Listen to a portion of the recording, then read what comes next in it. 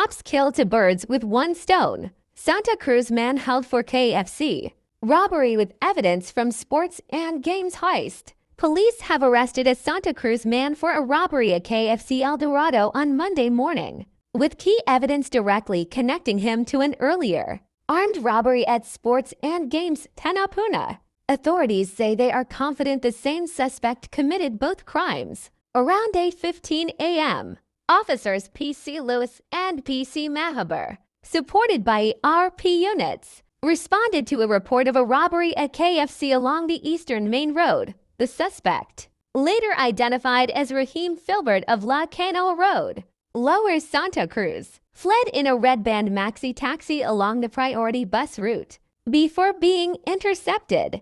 During a foot chase, he discarded an object resembling a firearm and was captured a short distance away. Police recovered a white plastic bag containing cash, a deposit bag marked Sports and Games Tanapuna, and a JanSport backpack with clothing and other items from Filbert. The deposit bag and cash directly link him to the August 25th robbery at Sports and Games, where a 69-year-old manager was robbed of $3,478. TT, the suspect in that incident, described as wearing a blue Fisher hat, gray long-sleeve jersey, and black mask, had been armed with a firearm before escaping. Filbert remains in custody at the Tanapuna police station as investigations continue. Police confirmed that coordinated patrols targeting robberies and larcenies remain ongoing in the North Central Division under the supervision of ACP Singh,